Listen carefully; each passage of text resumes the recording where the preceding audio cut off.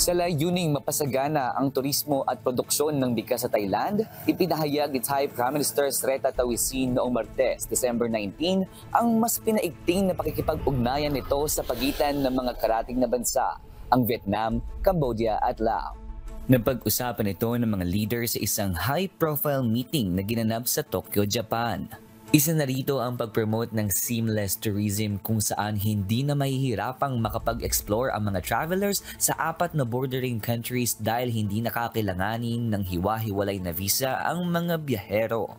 Kasama naman si Vietnamese President Vo Van Thong, inanunsyo ni Prime Minister Thavisin na muling bubuhayin ang cabinet meetings ng dalawang bansa at ang ilan sa mga pag-uusapan ay ang tungkol sa rice prices upang matulungang lumaki ang kita ng mga magsasaka.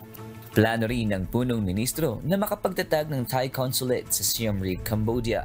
Bukod dito, nagpasalamat din si Cambodian Prime Minister Han Manet dahil sa patuloy na pag-aalaga ng Thailand sa mga Cambodian workers sa bansa.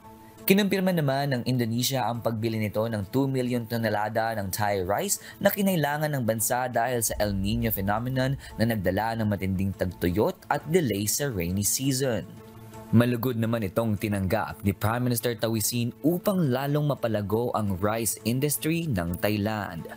Pinangako naman ni Indonesian President Joko Widodo ang pagkakaroon ng meeting kay Agriculture and Cooperatives Minister Tamanat Prompo upang lumaki ang demand sa Thai rice at maibenta ito sa tamang halaga. Nagpakita rin ng interes si President Widodo sa isang 1 trillion baht land bridge project na maaaring mapag-usapan sa hinaharap. RK Liorga, UNTV News and Rescue, Thailand. Diyos ang aming sandigan, serbisyo publiko ang aming pinahahalagahan.